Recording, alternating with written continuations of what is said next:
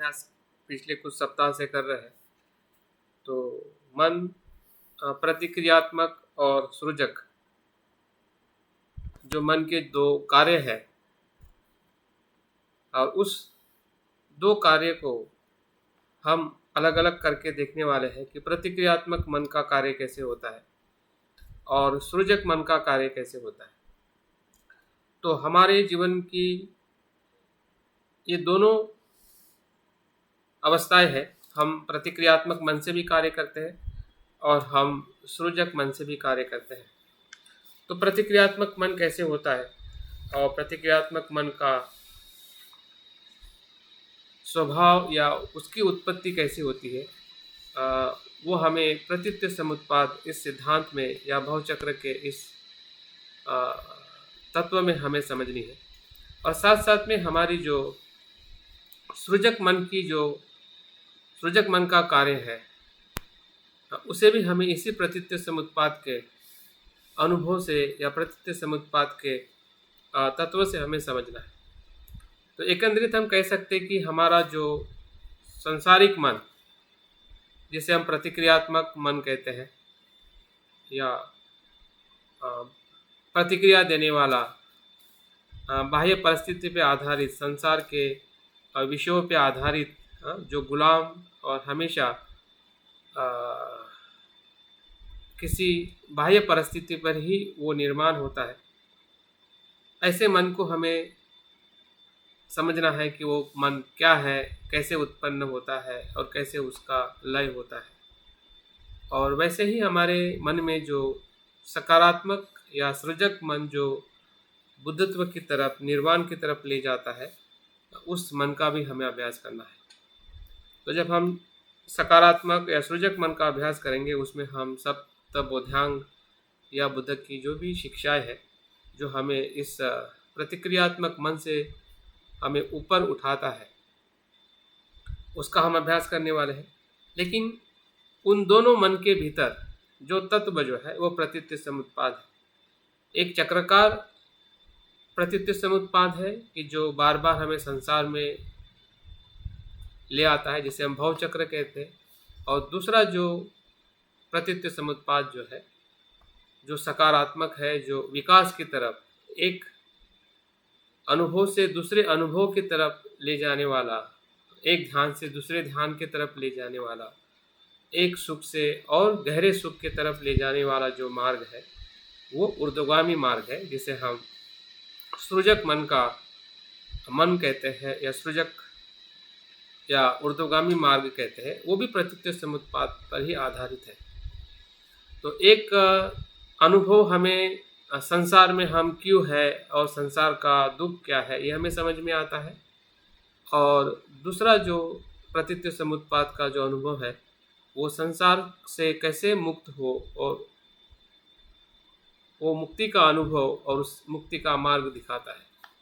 तो इस प्रकार से प्रतीत्य समुत्पाद दोनों जगह पे हमें मदद करता है। इसलिए बुद्धत्व का जो अनुभव है, जो सिद्धार्थ गौतम बुद्ध ने 2500 साल पहले जो अनुभव लिया था, जिसे हम उनकी संबुद्धि कहते हैं या बुद्धत्व कहते हैं या उनका निर्वाण को प्राप्त करना कहते हैं, ये इसी ही प्रतीत्य समुत्पाद के अनुभव के आधार पर है। इसके बारे में कुछ बातें हमने कल प्रस्तावना में देखी थी। आज थोड़ा उसके भीतर जाकर कि प्रतीत्य समुत्पाद के जो मूल तत्व जो है, जो 12 निदान के साथ में उसका अनुभव बुद्ध ने बोधि वृक्ष के नीचे स्वयं किया था, और स्वयं जो अनुभव होने के बाद फिर से उस अनुभव को वो जो 7 सप्ताह जो उसी ही जगह के आसपास के बोधि वृक्ष के नीचे, दूसरे वृक्ष के नीचे वो एक सप्ताह अनुभव करते हैं। तो फिर से वो चौथे या 5वें सप्ताह में फिर से प्रतीत्य समुत्पाद का और गहरा चिंतन करते हैं। तो एक तो उनके बुद्धत्व के अनुभव में भी प्रतीत्य समुत्पाद उनको, जो जिस दिन वो बुद्धत्व प्राप्त करते हैं उस दिन भी उनको उसका संपूर्ण ज्ञान हो जाता है। लेकिन उसके बाद में भी उसकी जो गहराई है, उसका और चिंतन वो अपने 7 सप्ताह में से एक सप्ताह में वो एक पेड़ के नीचे बैठकर वो फिर से गहराई से चिंतन करते हैं। तो प्रतीत्व समुत्पाद का जो अनुभव है वही बुद्धत्व का अनुभव है, और वही बुद्धत्व का अनुभव जो है वो पूरे बौद्ध धर्म की आधारशिला है। अगर हम बौद्ध धर्म के अनेक शिक्षाओं को या अनेक सिद्धांत का जब हम अभ्यास करते हैं और हम विचलित हो जाते हैं कि कौन सी बुद्ध की शिक्षा को हम स्वीकार करें, कौन सी बुद्ध की शिक्षा को हम स्वीकार ना करें, किसका आचरण करें और किसका आचरण ना करें, इस द्वंद में हम हमेशा रहते हैं। लेकिन किसी भी शिक्षा का हम आचरण करें, उन हर एक शिक्षा के भीतर अगर प्रतीत्व समुत्पाद आप देख पाए और उसका आपका अनुभव हो सके तो समझ जाइए कि वही बुद्ध की सही शिक्षा है। भले वो शील का आचरण हो या दान का आचरण हो, ध्यान का आचरण हो या अभ्यास का या किसी भी प्रकार का हम बौद्ध आचरण पद्धति में जो भी हम अभ्यास और चिंतन कर रहे हैं उसका आधार ही प्रतीत्व समुत्पाद है। तो इस प्रतीत्व समुत्पाद में जो 12 श्रृंखला या 12 निदानों का जो वर्णन किया है उसको हम आज 2 तत्वों को देखने वाले हैं। अविद्या से संस्कार की उत्पत्ति होती है, मतलब इसमें 2 मूल तत्व है, अविद्या और संस्कार।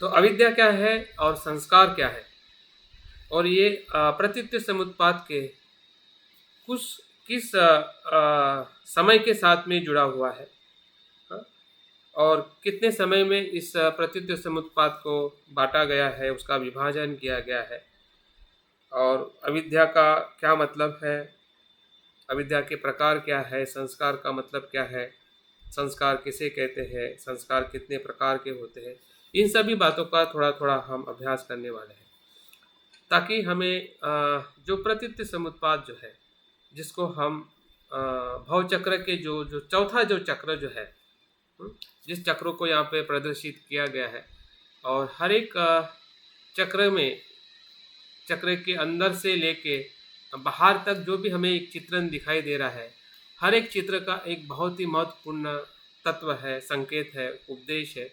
जिस उपदेश को जब हम किताबों में शब्दों में पढ़ते हैं या किसी के प्रवचन के माध्यम से हम बुद्ध की शिक्षा को सुनते तो हमें बातें समझ में आती है, लेकिन किसी न किसी के माध्यम से, ये जो माध्यम जो है प्रतीकों को देखना और समझना, ये डायरेक्ट रियलाइजेशन है, क्योंकि इस बीच में कोई नहीं होता है, सिर्फ आपकी आंखें होती है, और आंखों से जो आप देखते हैं और मन से जो समझते हैं, अगर आपको प्रतीकों का अर्थ पता है, प्रतीकों के संकेत पता है और प्रतीकों को अगर आप समझ पा रहे हैं, तो आप अपने आप ही इन सभी जो गहराई का जो तत्व है, जिसे हम प्रतीत्व समुत्पाद का अभ्यास हम शब्दों में देखने वाले हैं, तो वही शब्दों का बुद्ध के माध्यम से ही, जैसे कि मैंने कल बताने का और समझाने का प्रयास किया था कि जो तिब्बतियन भवचक्र आज पूरे विश्व में विख्यात है, और हर तिब्बतियन मोनास्ट्री में और इवन अपने त्रिरत्न बौद्ध महासंघ के बहुत सारे केंद्रों पर या हमारे घर पर भी अगर भवचक्र का चित्रण है, तो उस चित्रण का जो स्वरूप जो है वो बुद्ध के समय में ही इसका बहुत सारा हिस्सा विकसित हो चुका था। कुछ हिस्सा 14वीं शताब्दी के बाद जो लामा होके गए हैं गेलुपा इस संप्रदाय के, उन्होंने उसको और बेहतरीन और उसको सुंदर ऐसा स्वरूप देकर जो हमें विशेषता, इसमें जो अतिरिक्त जो चित्रण किया हुआ है वो राक्षस जो मुंह में इस भवचक्रों को पकड़े हुए है, और उसकी जो 3 आंखें हैं और 5 उसके सर के ऊपर 5 खोपड़ियाँ दिखाई देती है, और दोनों हाथों से पकड़े हुए, दोनों पैरों से पकड़े हुए उसकी पूंछ जो है, ये जो प्रतीक जो है वो अनित्यता का या क्षण भंगुरता का वो प्रतीक है। मतलब संसार जो है क्षण भंगुर है, अनित्य है, और उसमें जो 3 आंखें हैं वो संसार के 3 लक्षण है, और जो 5 खोपड़ियाँ है वो पंचस्कंद है। तो इसी पंचस्कंद, इसी 3 लक्षण और अनित्यता को दर्शाने के लिए ऐसे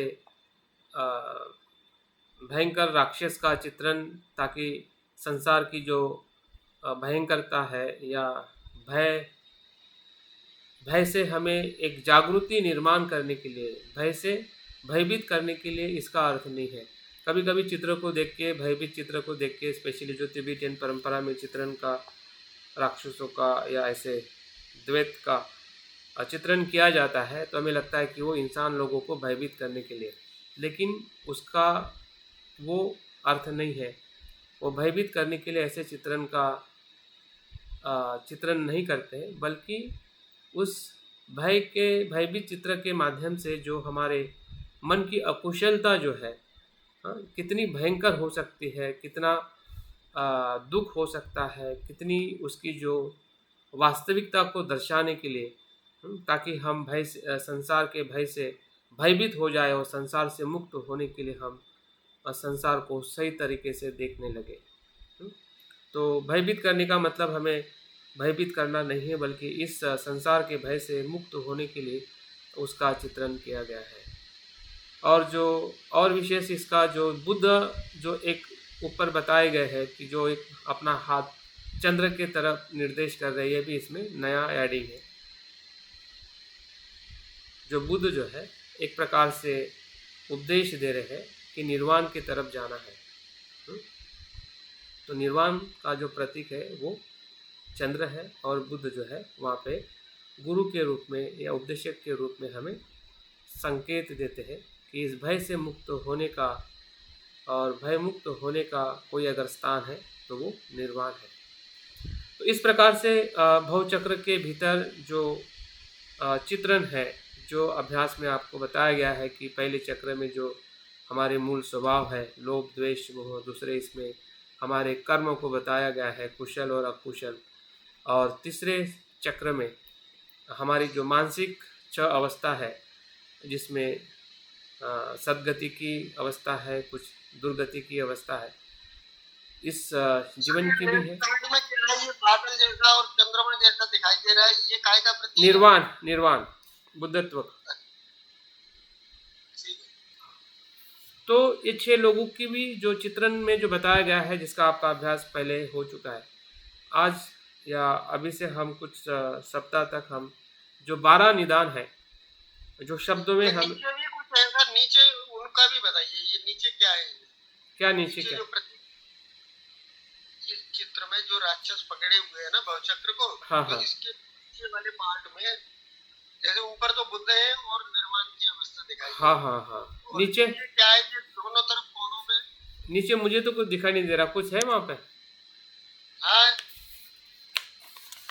उसके तो पैर बताए, उसके पैर और पूंछ है, वो शंख है, शंख रखा है, और इधर ये कमल का सा पुष्प है, और बीच में शायद बुद्ध बैठे हैं। ये इधर ये लग रहा है जो मुझे समझ में आया, और इस साइड में एक चंद्रमा जैसा है और सांप है, और नीचे कमल और ये है, ऐसे कुछ है। हाँ, नहीं इसमें होगा, लेकिन मेरे पास उसका कुछ नहीं है। लेकिन जो मेरे पास में जो चित्र है, जिसका मैं अभ्यास आपको करा रहा हूँ, उसमें और कुछ ऐड हुआ होगा जो हम बाद में उसको देख सकते हैं। ठीक है? तो हाँ, ये समझने का मतलब ये है कि हम भवचक्रों को और प्रतित्व समुत्पाद को अलग अलग ना देखें। प्रतित्व समुत्पाद को ही बुद्ध ने महामोगल्यान के माध्यम से उसी समय ऐसा चित्रण बनाने के लिए महामोगल्यान को कहा था, और विहार के प्रवेश द्वार पर लगाने के लिए निर्देश देकर उससे भी आगे बुद्ध बताते हैं कि वहाँ पे ऐसे कुछ प्रशिक्षित भिक्षु को रखा जाए, ताकि जो भी उपासक या जो भी व्यक्ति जब विहार में आता है, ताकि उसको वो उसका अर्थ घटन या उसकी सही जानकारी दे सके, और उनको प्रतित्व समुत्पाद का जो तत्व जो है वो भीतर आने के पहले ही थोड़ा समझ में आ जाए। और इसकी परंपरा आज हम पूरे तिब्बतियन परंपरा में चित्र के माध्यम से, और प्रतित्व समुत्पाद का जो रोज के जीवन में जो पठन, फिर वो श्रीलंका हो या म्यांमार हो या वियतनाम हो, हर एक बौद्ध देशों में इस 12 निदानों का, प्रतित्व समुत्पाद का या शून्यता या प्रज्ञा पारमिता का निरंतर पठन, वाचन और अभ्यास किया जाता है। तो इसकी जो आधारशिला है वो बुद्ध के समय से लेकर या अलग अलग संप्रदाय में जो इस ही प्रतीत समुत्पाद के आधार पर ही शून्यता का सिद्धांत नागार्जुन ने प्रस्तापित किया था, जिसे हम शून्यतावाद कहते हैं या माध्यमिक मार्ग कहते हैं। तो ये तत्व भी इसी प्रतीत समुत्पाद का ही अनुभव है। और पूरे बौद्ध परंपरा और जगत में अगर हम देखते हैं इसको,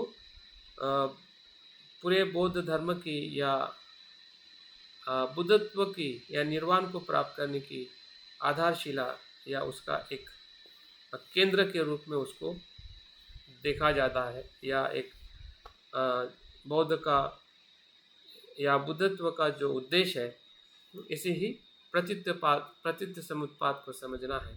और बुद्ध भी स्वयं कहते हैं कि जो प्रतीत समुत्पाद को देखता है वो धर्म को देखता है, और जो धम्म को देखता है वो बुद्ध को देखता है।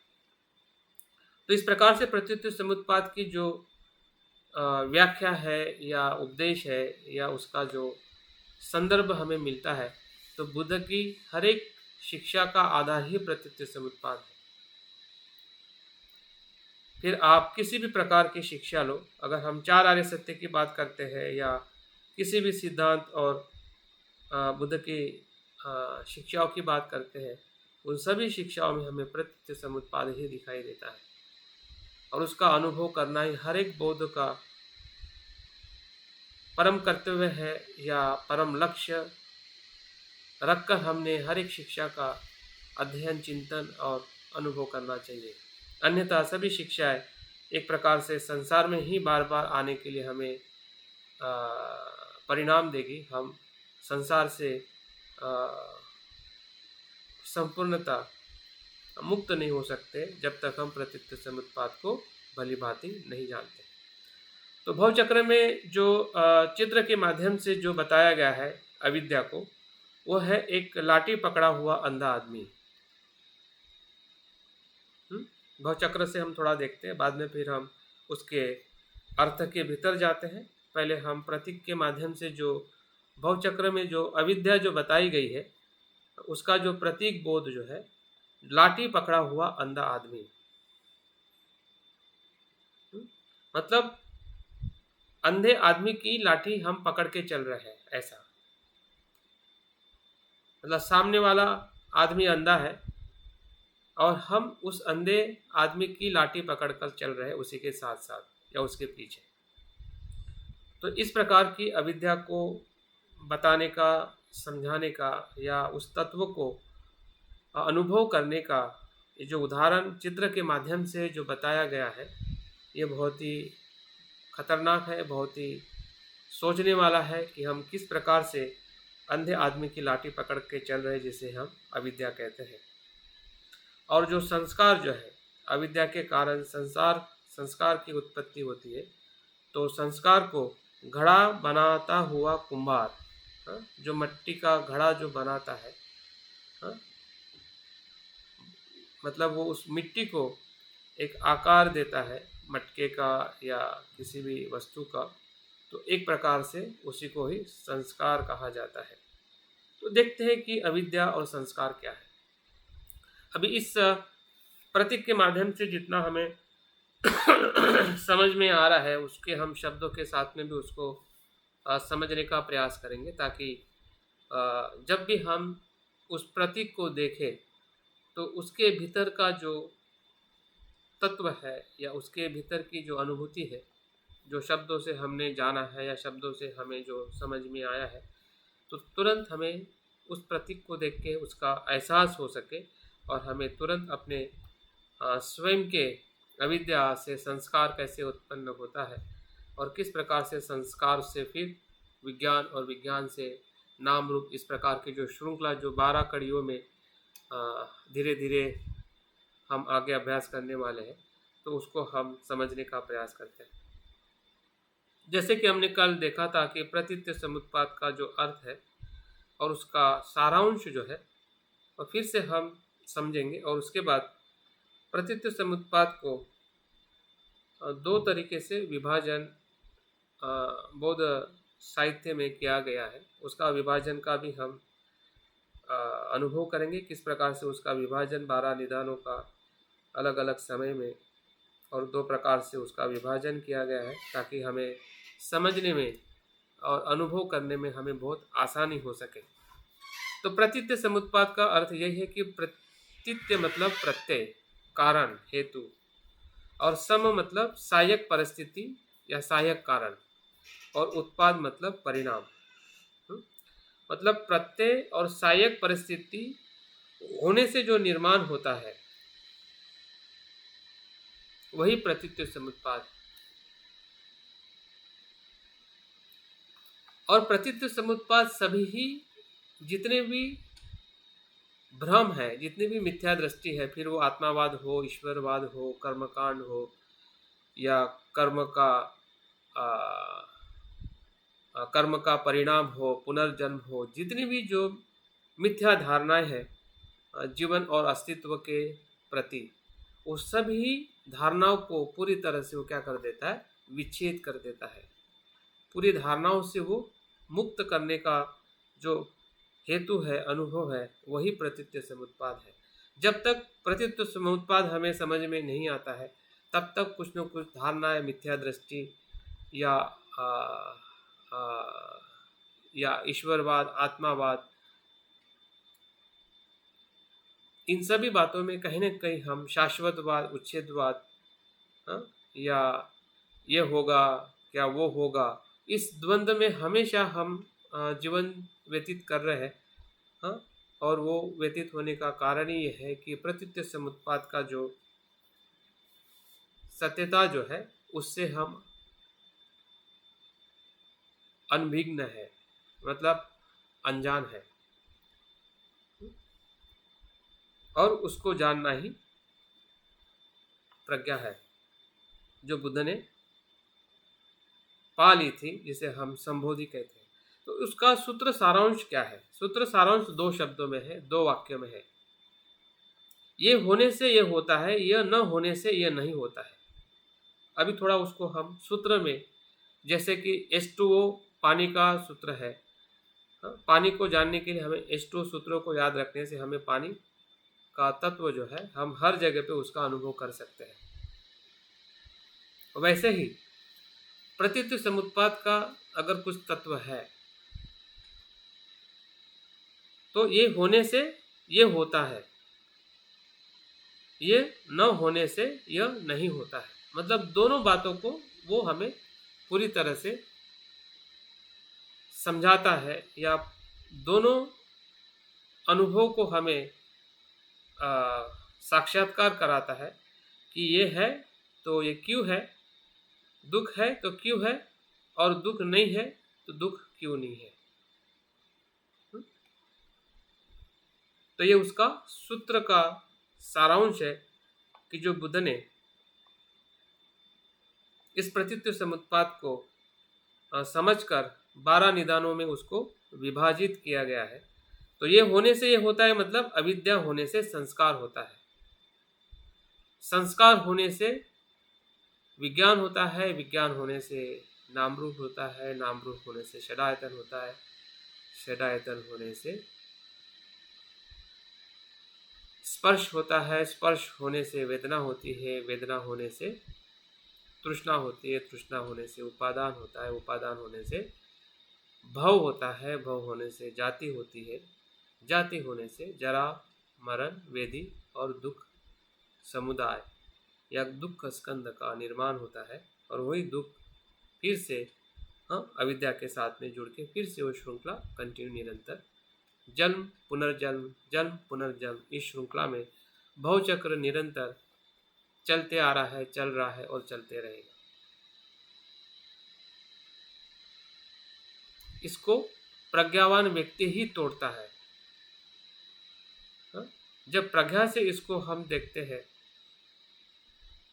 प्रज्ञा चक्षु से जब हम प्रतीत्य समुत्पाद को भली भांति देखते हैं, तभी ये चक्र उस व्यक्ति के लिए टूट जाता है। लेकिन बाकी लोगों के लिए फिर से वो निरंतर बनाए रहता है। जैसे कि बुद्ध ने बुद्धत्व प्राप्त करके उन्होंने अपने भव संसार को तोड़ा और उसके बाद हजारों लोगों ने तोड़ा, लेकिन बाकी लोग नहीं तोड़ पाए। वो निरंतर उस भव चक्र के गति में, भव चक्र के उस जन्म पुनर्जन्म के भवसागर में निरंतर वो आ, आते रहे जाते रहे, आते रहे जाते रहे। उसमें से हम भी है। हो सकता है कि बुद्ध के समय में भी हम कुछ न कुछ स्वरूप में हमारा जन्म होगा, जिससे हम निरंतर अलग अलग योनियों में जन्म लेके आज हम इस योनि में, मनुष्य योनि में हमारा जन्म हुआ है। अगर जन्म नहीं हुआ होता तो इसका मतलब हमने निर्वाण प्राप्त किया होता, तो हमारा जन्म ही नहीं होता। अगर हमने निर्वाण प्राप्त नहीं किया है, इसी के कारण सभी जीव मात्रा बार बार जन्म ले रही है। इसका दूसरा कोई कारण नहीं है। कोई ईश्वर नहीं है, कोई आत्मा नहीं है, कोई परमात्मा नहीं है, कोई रचनाकार नहीं है, कोई सृष्टिकार नहीं है।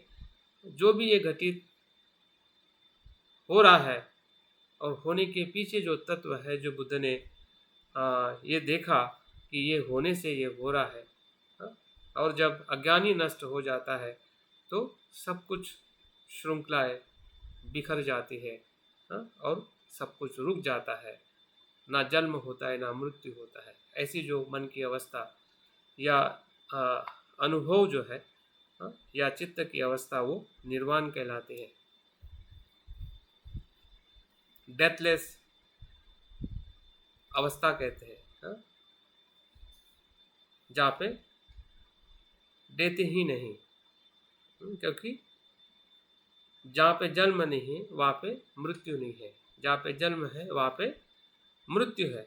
अगर जन्म ही नहीं है, क्योंकि उसका कारण ही अगर नष्ट हुआ है, तो निश्चित ही ना उसका जन्म होगा ना मृत्यु होगा। ऐसी अवस्था जो है वो निर्वाण की अवस्था है। मतलब दोनों अवस्था को ये सूत्र दर्शाता है, ये संसार क्यों है और उसका कारण क्या है, और निर्वाण कैसे है और कैसे उसका अनुभव लिया जा सकता है। तो दोनों के तत्व को, जिसको हम पारंपरिक रूप में एक कंडीशनल रियलिटी कहते हैं, संस्कारिक सत्यता, और दूसरी अनकंडीशनल रियलिटी, असंस्कारिक सत्यता। संसारिक सत्यता वो संसार है जिसे हम भवचक्र कहते हैं, और असंस्कारिक सत्यता वो है निर्वाण है। तो इस प्रकार से इस सूत्र को हम उसके संदर्भ में बुद्ध के बुद्धत्व में ही ये दिखाई देता है। महानिदान सूत्र में भी जो 12 कड़िया दिग्ग निकाय में उस संदर्भ में पढ़ सकते हैं। विशुद्धि मग में भी इसका बहुत अच्छी तरह से वर्णन और विश्लेषण किया गया है। और हमें और एक संवाद जो है बुद्ध के शिष्य जो है अश्वजित और सारिपुत्र के बीच में जो संवाद पहली बार होता है, क्योंकि अश्वजित उस 5 पंचवर्गीय भिक्षु में वो बहुत ही छोटे भिक्षु होते हैं। छोटे मतलब उनकी जो मन की अवस्था जो है बहुत ही प्राथमिक अवस्था में वो सत्यता का अनुभव करते हैं। ऐसे अश्वजित जब भोजन के लिए बाहर जाते हैं और सारिपुत्र उस अश्वजित के चाल चलन और उसके हाव भाव को देख के उनको ऐसा अनुभव होता है कि ये कोई विशेष धर्म का अनुभव किया हुआ व्यक्ति है। और भोजन के उपरांत जब सारिपुत्र अश्वजित से संवाद करते हैं कि आपके रूप को देखकर, आपके व्यवहार को देख के ऐसा लगता है कि आप सत्यता का अनुभव कर चुके हैं, तो आप बताइए कि आपकी शिक्षा क्या है।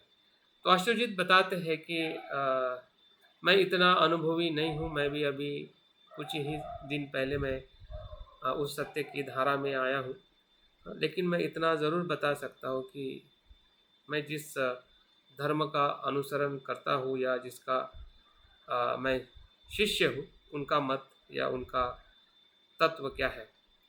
तो वो 2 गाथा में उस तत्व को बताते हैं, और वही प्रतीत्य समुत्पाद का संपूर्ण सार है। वो क्या बताते हैं? ये धम्मा हेतुपभवा, ये धम्मा हेतुपभवा तेस हेतु तथागतो आह।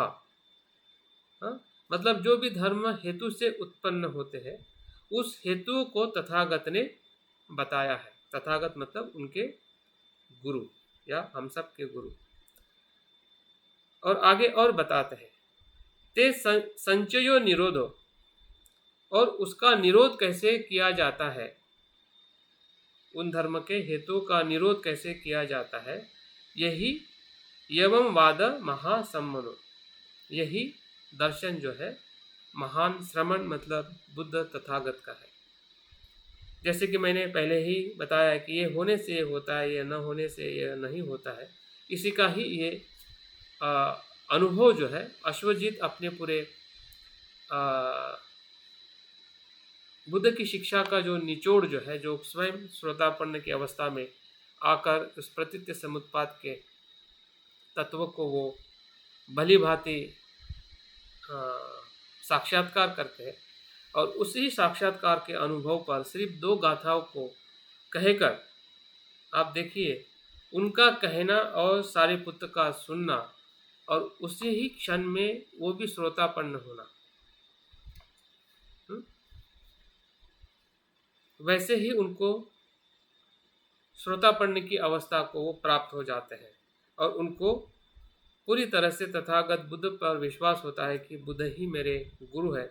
और अपने जो पहले के जो गुरु है संजय, जो जिसके वो सभासद थे या परिव्राजक थे, तो उनका मार्ग छोड़कर बुद्ध के पास सारिपुत्र अपने मित्र महामोग्गल्लान के साथ में और उसके बाद में बाकी भी जो उनके जो अनुयायी हैं वो बुद्ध के शिष्य बन जाते हैं।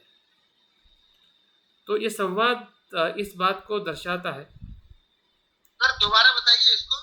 किसको? जो धर्म हेतु से उत्पन्न होते हैं। हाँ, तो ये बात बताइए। हाँ, ये धम्म, सभी धम्म जो है हेतु से उत्पन्न होते हैं, ये उस हेतु को बुद्ध ने बताया है। अच्छा। हाँ, और दूसरा, और आगे ते संचयो निरोधो, उसका जो निरोध जो होता है, हाँ, उसका निरोध, हाँ, निरोध कैसे होता है उसका भी बुद्ध ने दर्शन बताया है, जिसे उनका दर्शन कहते हैं। ठीक है, मतलब उत्पन्न होने का भी उन्होंने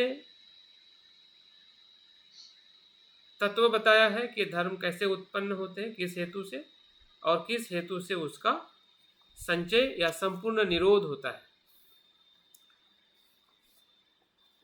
तो उन दोनों बातों को बताया है। वही प्रतीत्य समुत्पाद का तत्व है जो अश्वजित से सुनकर सारिपुत्र को धर्मचक्षु प्राप्त होके वो बुद्ध के श्रेष्ठ अनुयायी में उनको आज हम उनको उनके दर्जे को या उनके अस्तित्व को देखते हैं। तो ऐसे सारिपुत्र का जो अनुभव भी जो है वो प्रतीत्य समुत्पाद के अनुभव से ही आगे जाता है। तो आगे अगर हम देखते कि आज या जो विशुद्धि मग्ग में जो इसका वर्णन किया गया है, प्रतीत्य समुत्पाद को 3 कालखंड में विभाजित किया गया है। एक तो भूतकाल में उन कौन से तत्व है, भूतकाल के जीवन के साथ जो जुड़े हुए जो 12 निदानों से कौन से निदान है, वर्तमान जीवन के काल और भविष्य जीवन का काल। तो इन 4 जो हमारा काल है, काल मतलब हमारा समय या हमारे अस्तित्व को जब हम विभाजित करते हैं तो ये हमारे वर्तमान का जीवन, उसमें कौन से निदान है, जो हमारा भूतकाल का जीवन, भूतकाल मतलब इस जन्म के पहले का हमारा पूर्व जीवन या जिसे हम पूर्व भव कहते हैं, और भविष्य का मतलब मृत्यु के बाद जो फिर से हमारे जीवन में जो कंटिन्यूटी रहने वाली है, उसमें कौन से निदान है, उसको हम वर्गीकरण करते हुए देखते हैं और बाद में फिर हम अज्ञान और संस्कार का थोड़ा विस्तृत वर्णन देखते हैं। तो भूतकाल में पहले जो 2 तत्व है, निदान जो है, अज्ञान और संस्कार आते हैं। इसको हम हेतु के रूप में देख सकते हैं, ये इसके मूल हेतु है।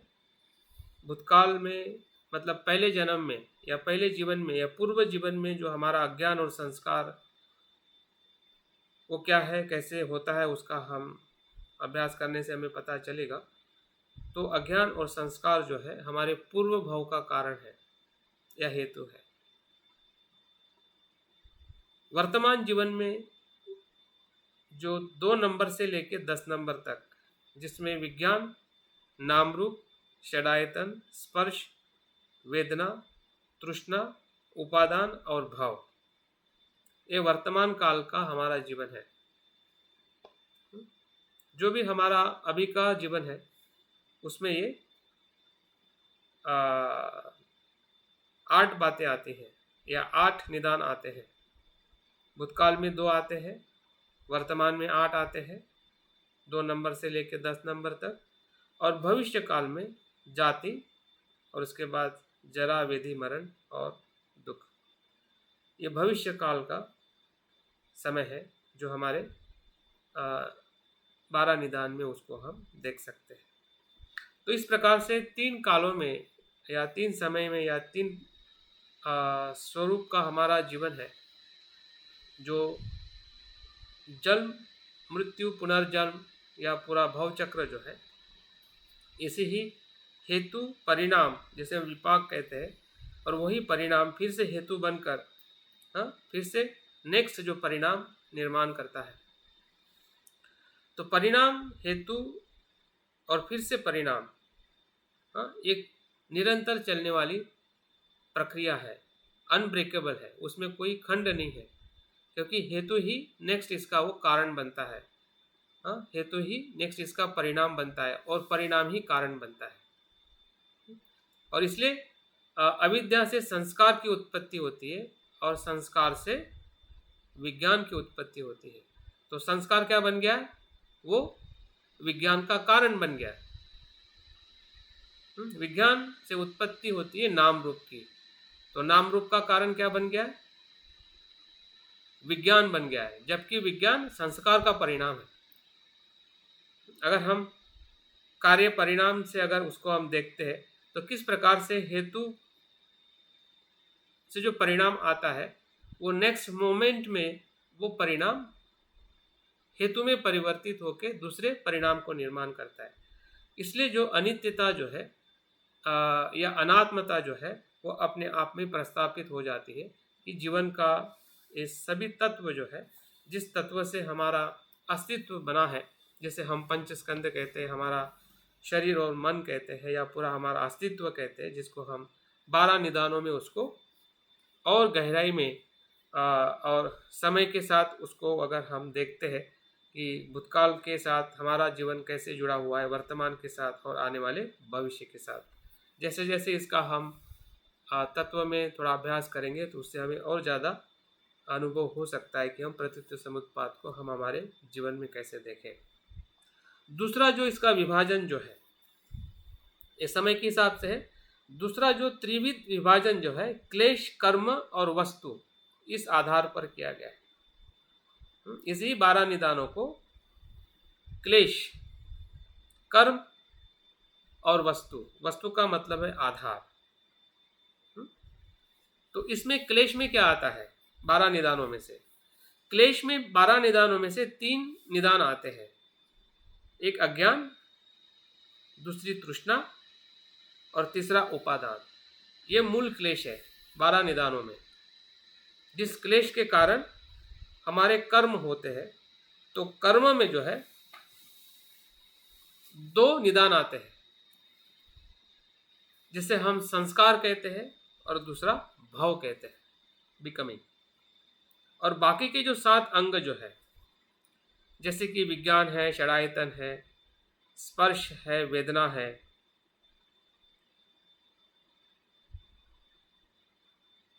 जरा, जाति, जरा मरण, वेदी जो है, वो सभी वस्तु है। एक वस्तु का मतलब है एक प्रकार से आधार या उसका विपाक, उसके अंतर्गत ये बाकी सभी 7 अंग विभाजित हो जाते हैं। तो इस प्रकार से उसको त्रिविध जो क्लेश, कर्म और विपाक या वस्तु के आधार पर जो उसका वर्गीकरण किया गया है, उसके आधार पर भी हम प्रतीत्य समुत्पाद को देखते हैं। तो प्रतीत्य समुत्पाद बहुत सारे पहलुओं से देखा जाता है। प्रतीत्य समुत्पाद चार आर्य सत्य में भी देखा जाता है। चार आर्य सत्य में ही प्रतीत्य समुत्पाद है और प्रतीत्य समुत्पाद में ही चार आर्य सत्य है, अगर उसको हम उस प्रकार से देखते हैं।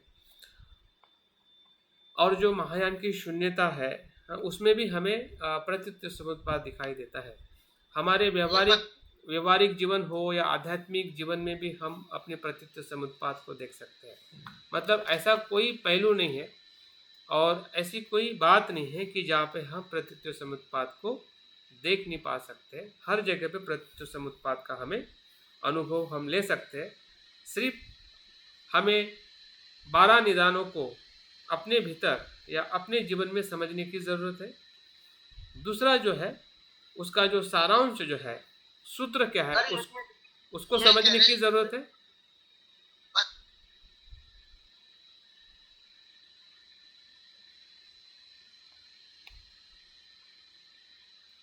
हाँ, कुछ बात करना चाहते हैं सुभाष जी? तो पूछ रहे सर कि ये वस्तु में जो आते हैं वो कौन कौन? वो बाकी सभी 7 जो जुटे हुए हैं।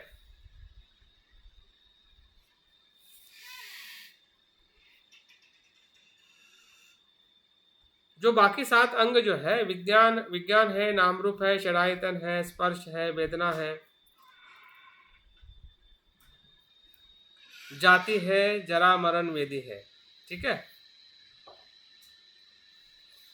अभी हम आगे देखते हैं कि अभी हम थोड़ा और अविद्या को समझने का प्रयास करते हैं। अविद्या क्या है? जैसे कि हमने प्रतीक में देखा है कि वो लाठी पकड़ा हुआ अंधा व्यक्ति, इस प्रकार की जो अवस्था ही अविद्या है। तो अविद्या को समझने के लिए कुछ बातों को समझना बहुत ज़रूरी है। उसके शाब्दिक अर्थों को अगर देखते हैं, अविद्या का सीधा और सरल अर्थ यह है कि विज्ञा का अभाव ही अविज्ञा है। सीधे और सरल शब्द में अविद्या क्या है? विद्या का अभाव। विद्या मतलब क्या? प्रज्ञा का अभाव ही अविद्या है। तो प्रज्ञा का अभाव क्या है? प्रज्ञा मतलब क्या? जब हम अविद्या को समझेंगे तब प्रज्ञा का अनुभव हमें होगा। तो अविद्या को मोह भी कहते हैं और मोह मूल क्लेश के आधार पर हमने उसका अभ्यास किया है। और मोह का जो शाब्दिक अर्थ जो है वो एक प्रकार से ऐसी धारणा जिसे भ्रांत बुद्धि कहते हैं या मिथ्या धारणा, इन बातों से वो पूरे तरह से आच्छादित होता है।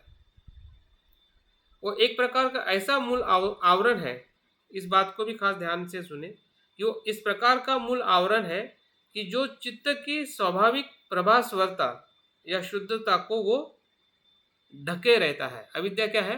कि हमारा जो मूल स्वभाव है, प्रज्ञा का जो स्वभाव है या बुद्धत्व के स्वभाव को वो ढके रखता है। वो बादल की तरह या एक क्या कहते हैं, कीचड़ की तरह। कीचड़ के भीतर कुछ तो भी रत्न छुपा हुआ है, बादल के भीतर सूर्य का प्रकाश या खुला आकाश छुपा हुआ है। इस प्रकार से वो एक प्रकार का आवरण है। और भंते कहते हैं कि ये अविद्या जो है एक प्रकार से आध्यात्मिक अजागरूकता है। आध्यात्मिक अजागरूकता मतलब अविद्या है। उसको और एक शब्द भंते कहते हैं कि वैश्विक संस्कारिकता के नियम की अज्ञानता। मतलब जो वैश्विक संस्कारिकता है उसका अज्ञान, मतलब प्रतीत्य समुत्पाद का अज्ञान ही अविद्या है। उसको और एक शब्द में देखा जा सकता है जो बहुत ही सामान्य तौर पे अविद्या मतलब 4 आर्य सत्य का अज्ञान या बोध न होना, या दुख और दुख के कारण का बोध न होना मतलब अविद्या है। या हम कर रहे हैं कुशल और कुशल परिणाम का हमें अनुभव नहीं होना, या उसके कर्म का सिद्धांत हमें नहीं समझना, मतलब या कर्म के सिद्धांत को अस्वीकार नहीं करना या उसकी शिक्षा को न समझना, हाँ, ये भी अविद्या है। 3 लक्षणों को नहीं देखना, यह अविद्या है। और 4 जो विपर्यास है वो भी अविद्या है। 4 विपर्यास हम सबको पता है, हाँ, ये नित्य को अनित्य को नित्य समझना, अशुभ को शुभ समझना, अनात्म को आत्म समझना और दुख को सुख समझना। तो ये जो 4 विपर्यास जो है ये भी अपने आप में अविद्या है। तो इन सभी आधार पर अविद्या क्या है, हाँ, ये हमें सहजता से समझ में आ सकता है कि हमारी जो मिथ्या धारणा है अपने अस्तित्व के प्रति, स्व के प्रति, शाश्वत और उच्छेदवाद की जो धारणा है, या कर्मकांड की धारणा है, या ईश्वरवाद की धारणा है, आत्मावाद की धारणा है, ये सभी धारणाएं जो है, हाँ, जो बुद्ध के समय 62 प्रकार की थी और आज तो उसमें बहुत सारा, हाँ, फिर उसमें भौतिकवाद आ जाता है, उपभोक्तावाद आ जाता है, हाँ, और जितने भी जो वाद आज पूरे संसार में चल रहे हैं वो सभी वाद कहीं न कहीं भ्रामक या मिथ्या दृष्टि से ही निर्माण हो रहे हैं या हो चुके हैं। इवन हमारी जो बौद्धिक क्षमता है वो भी अविद्या के श्रृंखला में आ जाती है, जब हम एक विशिष्ट प्रकार से ही उस ज्ञान को समझते हैं और उससे आगे की तरफ न जाने का हमारा जो मन है, हाँ, वो भी एक प्रकार का ज्ञान है, क्योंकि उसमें सत्यता का जो आधा ज्ञान, हाँ, वो एक प्रकार से अविद्या ही है। क्योंकि यहाँ पे जब विद्या होती है तो व्यक्ति संबोधि को प्राप्त करता है। इस प्रकार की जो आध्यात्मिक जागरूकता जो है, आध्यात्मिक अनुभूति जो है, सत्यता की जो अनुभूति जो है, वो उस व्यक्ति या उस मन में या चित्त में, उस व्यक्ति को उस सत्य स्वरूप बना देते हैं। सत्य और उसका व्यक्तित्व जो है अभिन्न हो जाता है, वो स्वयं ही सत्य हो जाता है और सत्य ही स्वयं हो जाता है। तो इस अर्थ से जो प्रज्ञा जो है, हाँ, उसका अनुभव नहीं होना ही अविद्या है। जब हम सांस्कारिकता के तत्व को या प्रतीत्व समुत्पाद को जब हम उस गहरे सत्यता में या उसके मूल तत्व में नहीं देख पाते हैं, तो सभी को अविद्या के स्वरूप में देखा जाता है। अगर ये प्रश्न हमारे मन में निर्माण होता है कि अविद्या का आधार क्या है, अविद्या कोई पहला कारण नहीं है, बल्कि उसका भी आधार है, और अविद्या अपने आप निर्माण नहीं होती है, तो उसका आधार जो बताया गया है अभिधम्म पिटक में, उसका जो अविद्या का जो आधार है आश्रव है। आश्रव का मतलब क्या होता है, जो बहुत गहरे चित्त में पकड़ी हुई, जो जकड़ी हुई जो चीज़ें जो होती है, उसको आश्रव कहते हैं। जिस प्रकार से जो कोई चीज़ अगर बहुत गहरे गुफा में है, अंधेरे में है, हाँ, या बहुत सालों से वो पड़ी हुई है, सड़ रही है, या उसमें बहुत कुछ जंग लगा हुआ है, या चीज़ें पूरी तरह से पिघल रही है, या चीज़ों का बहुत उसका स्वरूप ही बिगड़ गया है, इस प्रकार से जो आश्रव जो है वो अविद्या का आधार है।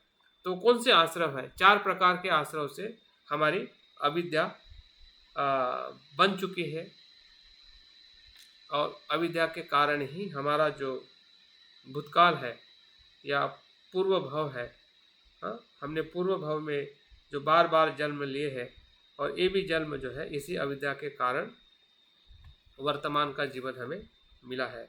तो वो 4 जो आश्रव है उसमें कामाश्रव है, भवाश्रव है, दिट्ठीश्रव है, और अविद्याश्रव है। तो कामाश्रव मतलब जो हमारी सांसारिक इच्छा है, तृष्णा है, कामचंद से लेकर हमारी जो 6 इंद्रियों से इस संसार में भोग करने की इच्छा है, वही कामाश्रव है। वो हमें वर्तमान में भी दिखाई देता है, क्योंकि वर्तमान में इसलिए दिखाई देता है कि वो भूतकाल में भी उसी ही काम तृष्णा के कारण बार बार हमने वो कार्य किया है, और इसलिए हम इस जन्म में भी जब हम प्रयास करते हैं किसी भी काम तृष्णा को छोड़ने का और छूट नहीं पाते हैं। कभी हमने ऐसा ऑब्जर्व किया होगा, हाँ, मैं अपने तृष्णा को देखता हूँ कि मैं छोड़ना चाहता हूँ फिर भी नहीं छूट पाती है।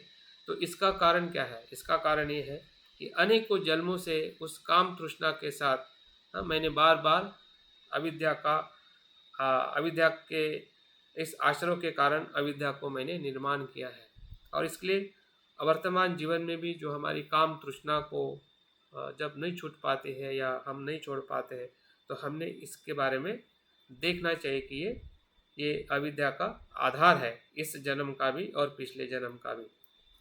भवाश्रव मतलब बार बार इस संसार में आने की इच्छा, मतलब भवाश्रव, हाँ, कि इस जन्म में नहीं तो अगले जन्म में भी मुझे ऐसा ही जीवन में चाहूँगा बार, हाँ, या मृत्यु के बाद में भी जो जन्म होता है या होगा, हाँ, या भविष्य में, हाँ, कि अभी जो मुझे मिल रहा है, अभी मुझे इस समय में जो मिल रहा है, तो अगले समय में भी मैं ऐसे मिलना चाहिए, ऐसा ही खाना मिलना चाहिए, ऐसा ही दिन रहना चाहिए, या ऐसे ही परिस्थिति रहनी चाहिए। ये भी एक प्रकार की भव तृष्णा है, हाँ, लेकिन ये भव तृष्णा नए आने वाले जन्म के लिए भी होती है कि हम और उसके बहुत सारे हम उदाहरण देखते हैं कि जो मृत्यु के समय जो अपनी संपत्ति को या पत्नी को भी जब अपने कब्र में ले जाता है, ऐसी बहुत सारी परंपरा इजिप्ट में या बहुत सारी जगहों पे दिखाई देती है कि नेक्स्ट जीवन में भी उनको भोग करने को मिले।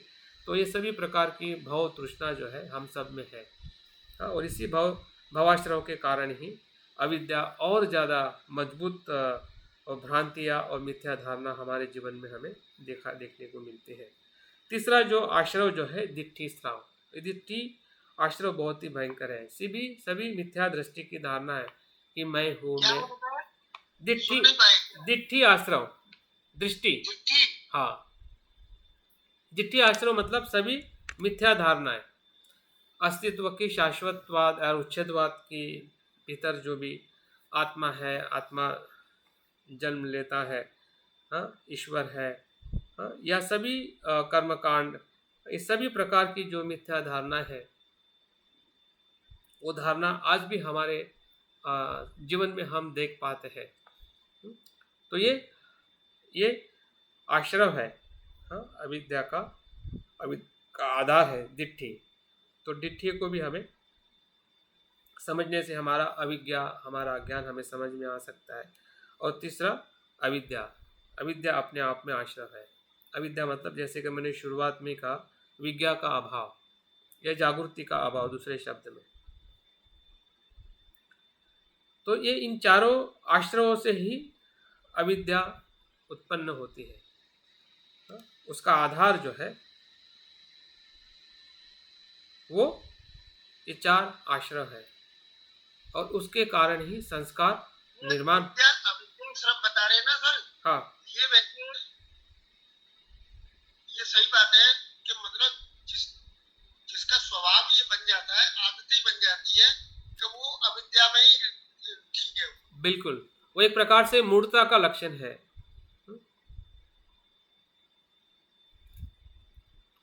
तो इस प्रकार से इन चारों आश्रयों को अगर हम समझते हैं तो हमें विद्या का जो तत्व जो है, जैसे कि लाठी पकड़ा हुआ अंधा व्यक्ति, मतलब हम उस अंधे व्यक्ति का अनुसरण कर रहे हैं कि जो खुद वो देख नहीं पा रहा है।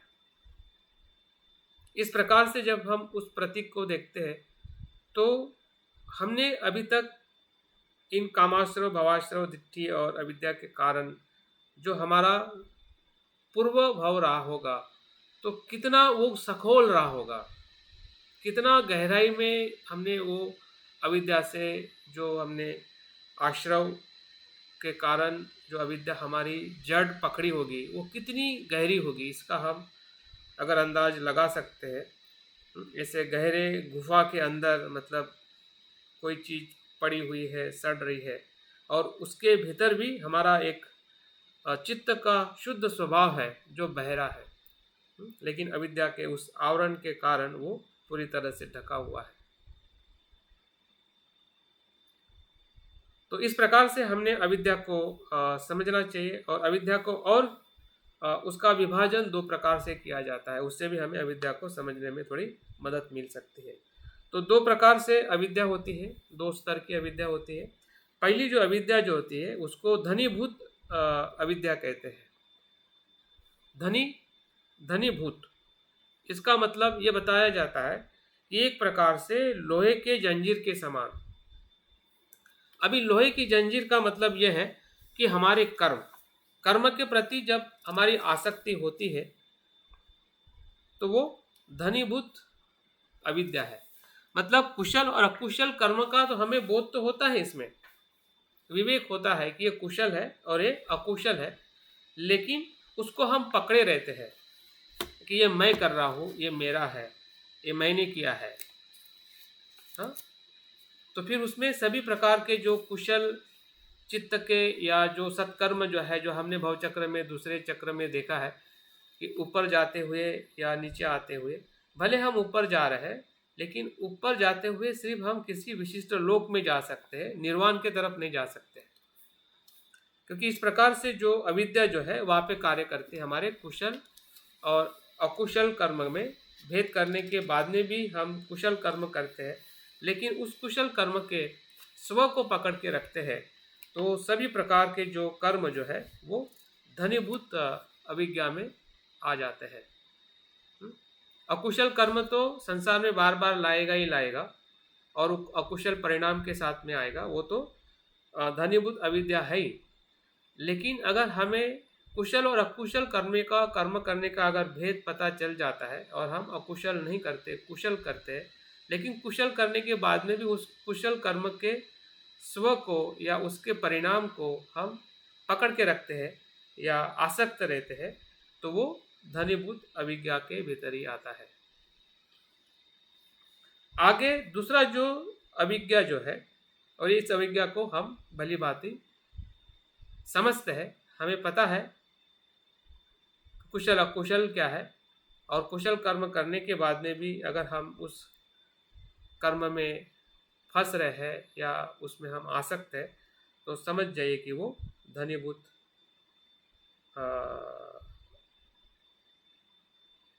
अविद्या है। और तनीभूत अविद्या क्या है? तनीभूत रेशम की धागे के समान, रेशम की धागे के समान। मतलब कुशल अकुशल का भेद पता चलने के बाद में भी सूक्ष्म जो स्व होता है, स्व को पकड़े रखना, वो तनीभूत अविद्या है। तो तनीभूत जो अविद्या जो है वो एक प्रकार से जो मिथ्या आत्मभाव जो है या सत्काय दृष्टि जो है, वो एक प्रकार से बहुत सूक्ष्म ऐसे धागे के समान है, रेशम के धागे के समान है, जो हम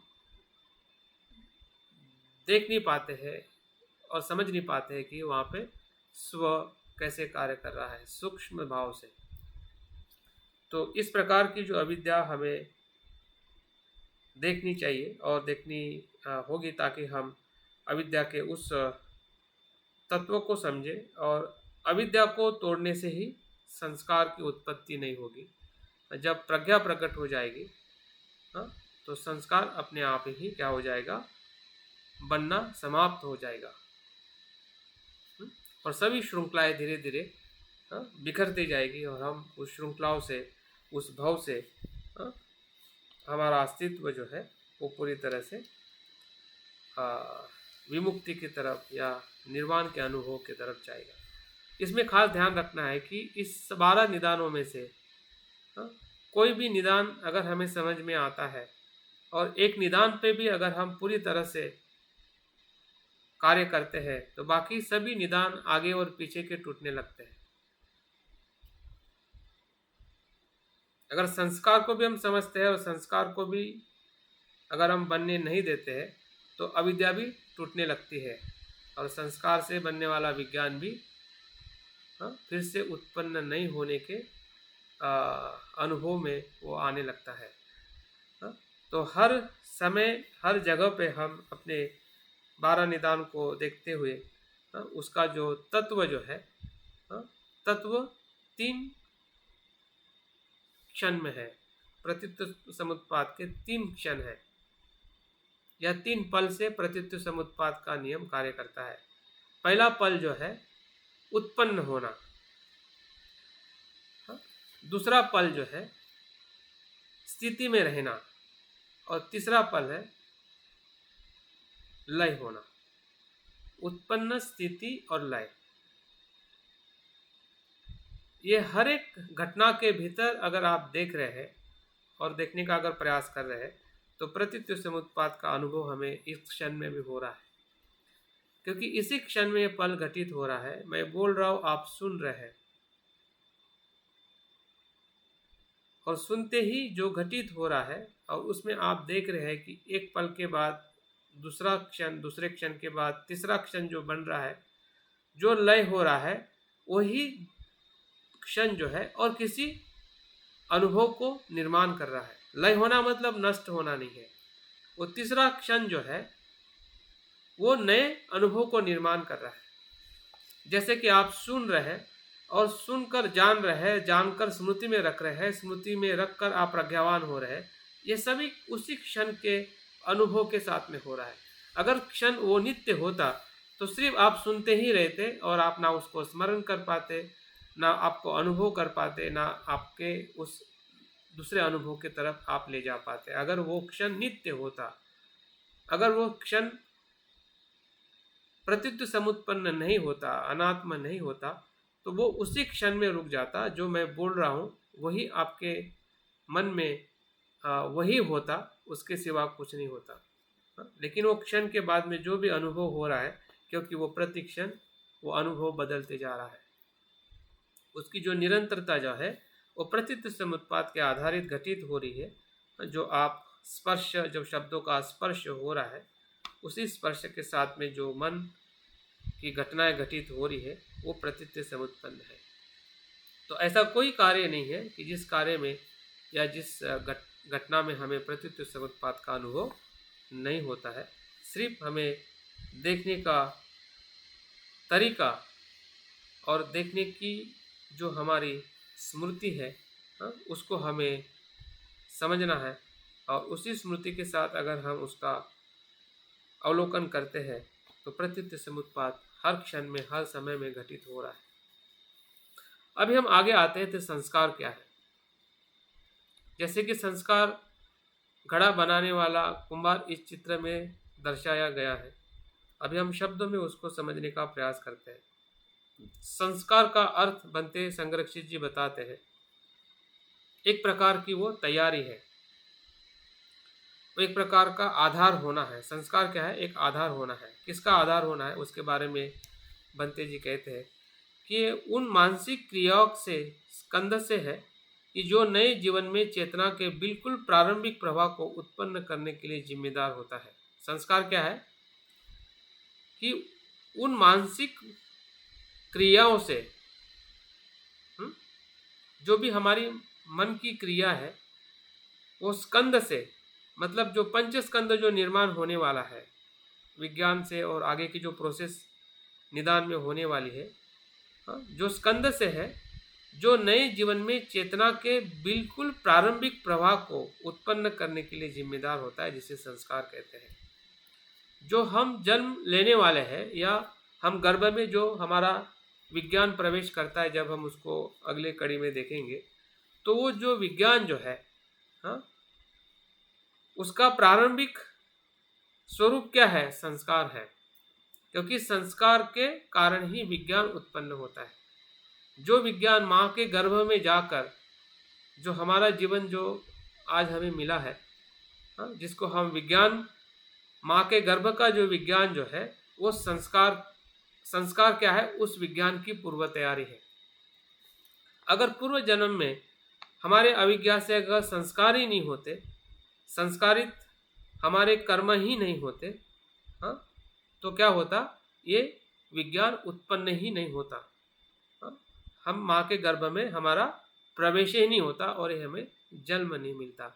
अगर हमें जन्म मिला है, जो पंचस्कंद का जो हमारा अस्तित्व जो है, हाँ, जो अस्तित्व बना है, क्योंकि जो विज्ञान माँ के गर्भ में प्रवेश हुआ है, उसके विज्ञान के पूर्व तैयारी में संस्कार एक अनूठा तत्व है या एक निदान है, हाँ, जो नए जीवन में चेतना को, हाँ, बिल्कुल प्रारंभिक प्रवाह को उत्पन्न करने का वो जिम्मेदार तत्व है। और आगे संस्कार को कर्म के आकार देने वाले के रूप में भी कहा जाता है। संस्कार क्या है, ये हमारे कर्म का आकार देने वाला रूप है। जो भी हम कर्म करते हैं वो संस्कारों में संचित होता है। जैसे कि आज मैं बोल रहा हूँ, ये कर्म कर रहा हूँ, आप सुन रहे हैं या आप सुनने का कर्म कर रहे हैं। आप देखिए संस्कार कैसे कार्य करता है। मैं जो बोल रहा हूँ, क्योंकि मेरे पूर्व जीवन में या पूर्व जीवन के बारे में अगर हम नहीं समझ पाते, तो ये जो बोलना जो है, ये भाषा बोलना, क्योंकि मैंने पहले इस भाषा को मैंने सीखा है, हाँ, वो संस्कारित मेरे चित्त में उसके संस्कार मैंने स्टोर किए हैं या वो संचित है, और उसी ही संस्कारों के अनुभव के कारण मैं उस शब्दों का भाषा में उपयोग करते हुए मैं आपसे बात कर रहा हूँ, जिसको मेरा बोलना कह सकते हैं।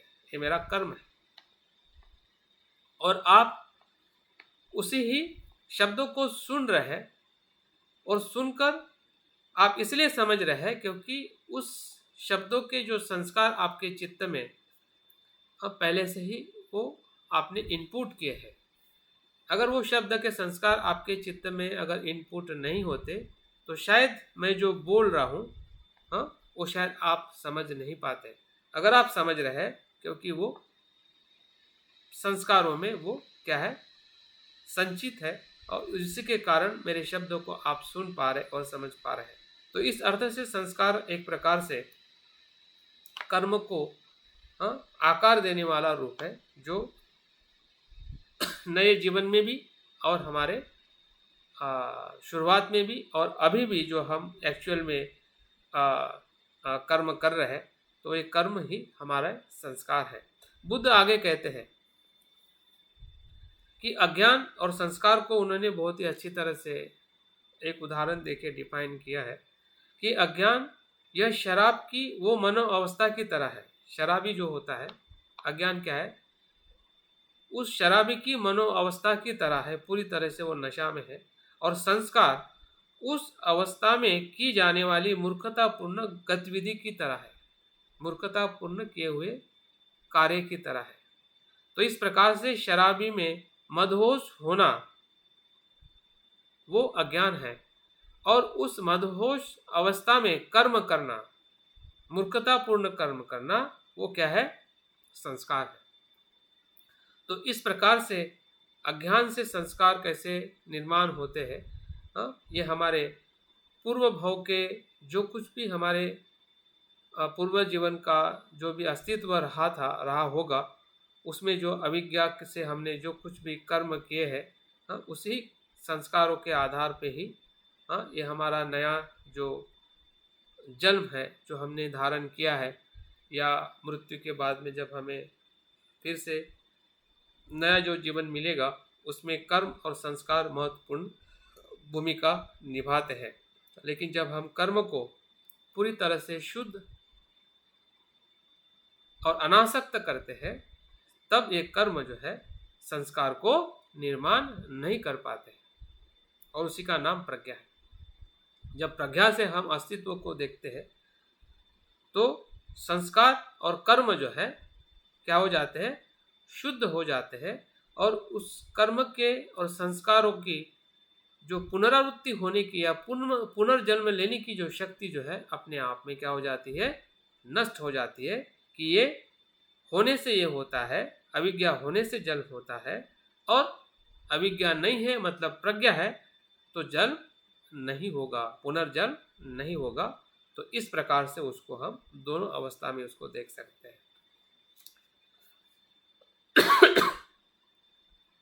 संस्कारों को और एक अर्थ से देखा जाता है, उसको ये भी कहते हैं कि वो सबको मिलाकर एक कर देने का स्वभाव है। सबको मिलाकर मतलब जो हमारा रूप है, संज्ञा है, संस्कार है, उन सबको वो सम्मिलित करता है। और इसलिए हमने देखा है कि जो चैतसिक धर्म जो है, जो 52 प्रकार के जो हमें चैतसिक है, वो सभी संस्कार है। उसमें कुशल कर्म भी होता है, अकुशल कर्म भी होता है, या जितने भी हमारे जो संज्ञाएं संस्कार है, वो सभी को वो क्या कर लेता है, इकट्ठा कर लेता है। संस्कार क्या कर लेता है, सबको मिला लेता है। वो उसका स्वभाव है।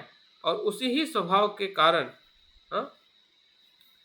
हमारा जो विज्ञान जब प्रवेश करता है या जन्म धारण करता है, तो उसमें वो जो सूक्ष्मता से आए हुए हमारे कर्म की जो छाप है, संस्कार क्या है, एक प्रकार की छाप है। जो छाप हमारे कर्म से हमने उस चित्त पर या उस जीवन के अस्तित्व पर हमने छोड़ी है, वही छाप को ही संस्कार कहा जाता है। और वही छाप जो है चेतना के रूप में, विज्ञान के रूप में वो माँ के गर्भ में प्रवेश करके फिर हमारा आगे का अस्तित्व बनता है, जो हमारा अभी का ये पंचस्कंद हम हमारे जीवन में हम देख रहे हैं। संस्कार यह कर्म है जो सूक्ष्म मानसिक स्वरूप है। संस्कार क्या है, कर्म का सूक्ष्म मानसिक स्वरूप है। कर्म को हमने सिर्फ काया और वाचा में नहीं देखने हैं। कर्म बुद्ध कहते हैं चेतना कम्मामि भिक्खवे, और हमने कर्म को देखा है कि चेतना ही अपने आप में कर्म है। एक पहले प्रकार का कर्म है। दूसरे प्रकार का कर्म है चेतना से द्वारा अभिव्यक्त हुआ कर्म है। चेतना के द्वारा अभिव्यक्त हुआ कर्म मतलब काया और वाचा का, उसको हम कर्म समझते हैं और उसी को कर्म मानते हैं। चित्त और चेतना अपने आप में कर्म है, तो उसको हमें समझने की जरूरत है, क्योंकि यही चेतना के ही जो कर्म जो है वो हमारे संस्कारों के साथ में छाप के रूप में हमारे साथ में कैरी फॉरवर्ड होते हैं। जो भी आज हमारे जीवन का जो अस्तित्व जो है, जो कुछ हमें सुखद और दुखद लग रहा है, कुछ समझ में आ रहा है, कुछ समझ में नहीं आ रहा है, क्योंकि इसके जो पूर्व कर्म में जो हमने किए हुए ऐसे कुछ कर्म होते हैं कि उसके कारण उतने गहराई में हमें कुछ चीज़ें समझ में नहीं आती है। तो उसको भी हमें समझना चाहिए कि ऐसा क्यों हो रहा है। तो हमने और ज़्यादा प्रयास करने की ज़रूरत है, हमें और ज़्यादा धम्म का अध्ययन करने की ज़रूरत है, ताकि हम उस अंधकार से, उस दुख से हम मुक्त हो सके। कभी कभी हम हताश हो जाते, निराश हो जाते और हम अपने आप को ब्लेम करने लगते कि कुछ भी समझ में नहीं आ रहा है, कैसे करें, सब कुछ अच्छा कर रहे फिर भी हमारे साथ में बुरा क्यों हो रहा है। तो इन सभी बातों का जो सवाल हमारे मन में निर्माण होकर हम हताश निराश हो जाते हैं, उसका सही समाधान ये समझने में है। उसका समाधान हमें और कहीं पे मिल नहीं सकता है और कोई दे भी नहीं सकता है, क्योंकि वो हमारा व्यक्तिगत जीवन का अनुभव है। किसी और के जीवन से भी हमें वो पूरी तरह से समझ में नहीं आ सकता है। हम प्रेरणा जरूर ले सकते हैं, बुद्ध से भी प्रेरणा ले सकते हैं, लेकिन हमारा व्यक्तिगत जीवन तो हमारा है, क्योंकि हमने उस प्रकार से कर्म किए हैं, उस प्रकार से हमने संस्कारों को अज्ञान से निर्माण किया है। उसमें बुद्ध भी हमें मदद नहीं कर सकते हैं। बुद्ध इतनी मदद कर सकते हैं कि वो हमें मार्ग दिखा सकते हैं और हमें प्रेरित कर सकते हैं, ताकि हम और श्रद्धा से, वीर्य से और सहनशीलता के साथ अपने जीवन के भीतर ढूंढे और ढूंढते रहे। तो ढूंढते ढूंढते बहुत सारी चीज़ें हमें समझ में आ सकती है और हम समझ के उस प्रज्ञा को प्राप्त कर सकते हैं कि जो बुद्ध ने स्वयं अपने जीवन में प्राप्त किया है। नागार्जुन आचार्य ये कहते हैं संस्कारों के बारे में, पूर्व कर्मों के कारण यहाँ पे और स्पष्टता से हमें पता चलता है कि संस्कार क्या है। पूर्व कर्मों के कारण जो प्रवृत्तियां उत्पन्न होती है वे संस्कार है।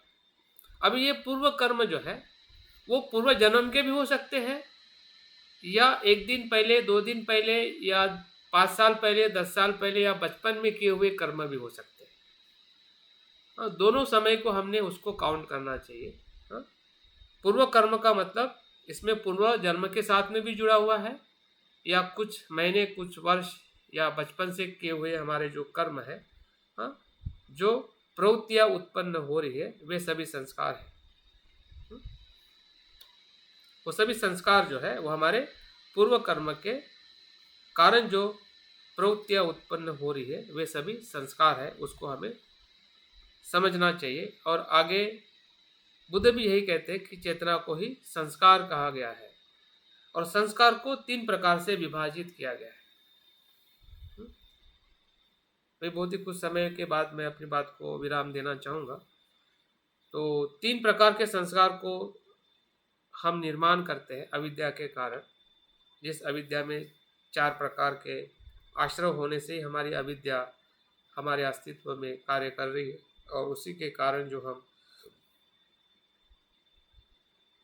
कर्म कर चुके हैं, कर रहे हैं। तो 3 प्रकार के हमारे संस्कारित कर्म होते हैं। एक काय कर्म है, काया का कर्म, दूसरा वाचा का कर्म, और तीसरा चित्त का कर्म या चित्त का संस्कार।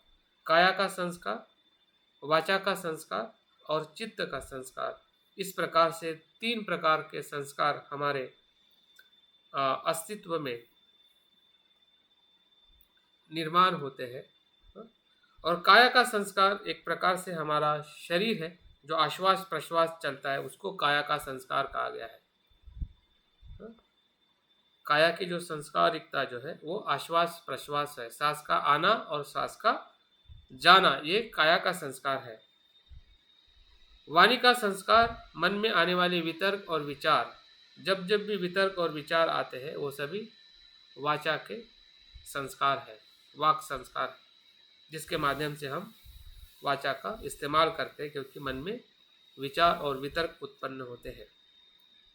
और चित्त का संस्कार जो है, जिसमें संज्ञा और वेदनाएं और बाकी सभी चैतसिक धर्म आते हैं।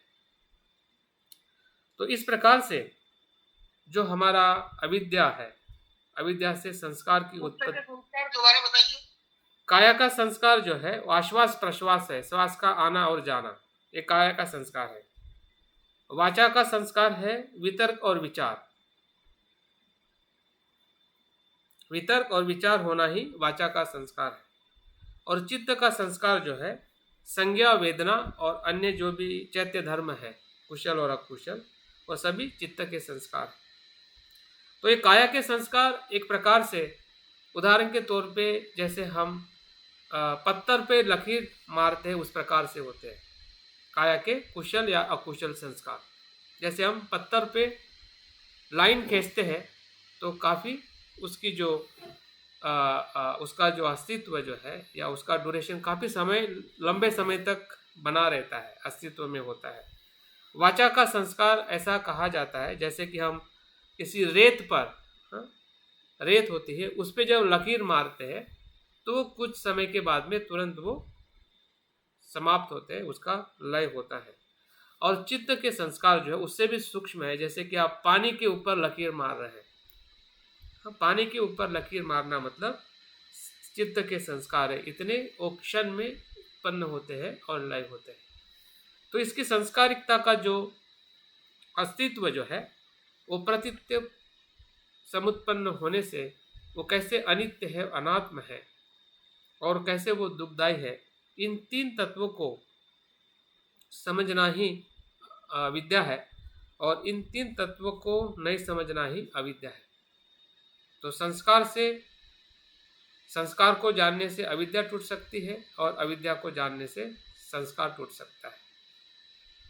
तो जिसको भी हम जाने, जिसको भी हम समझे, उसी से हमारा जो प्रतित्व समुत्पाद जो है वो हमें प्रज्ञा की तरफ ले जा सकता है, और अज्ञानता के अंधेरे से हमें मुक्त कर सकता है, जिसे हम अपने जीवन का एक आंतरिक सत्यता का प्रत्यक्ष अनुभव कह सकते हैं, जो बुद्ध को अनुभव हुआ है, जो अपने भीतर के शुद्ध चित्त का जो अनुभव हुआ है, वही शुद्ध चित्त का अनुभव हम अपने स्वयं के चित्त में अनुभव करना ही इस शिक्षा का मूल हेतु है।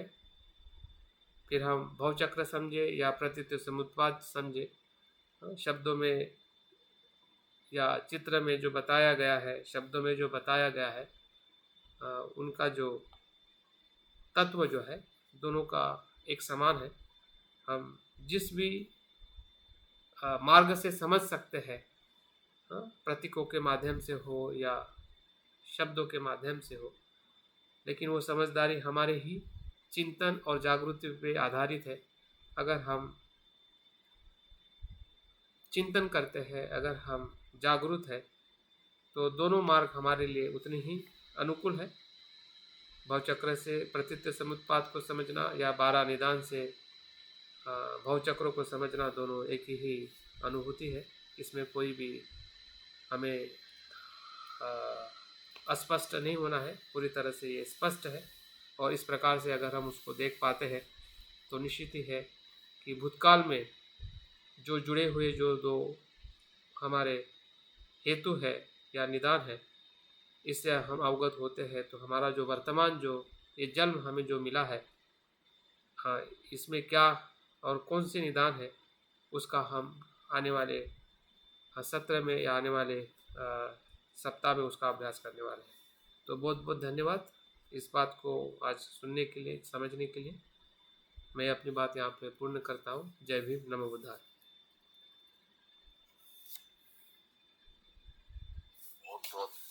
आपने साहब ये 3 प्रकार के ये बताए ना, ये संस्कार बाद में, हाँ, काय, वाचा और चित्त। इसमें मुझे ये कहना है कि इन सबके अंदर हमारा चित्त तो काम करता है, तीनों में भी।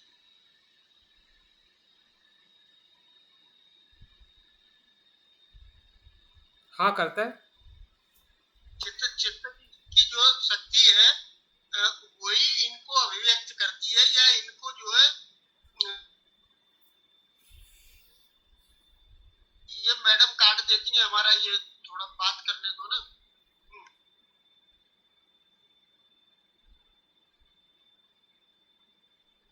हाँ, बोलिए। तो ये जो चित्त का काम एक है ना, जागृति में रहना, जानना, समझना, विश्लेषण करना। तो ये हर स्टेप पे, चाहे वो काया के स्तर पे हो, चाहे वाचा के स्तर पे हो, चाहे मन के स्तर पे हो।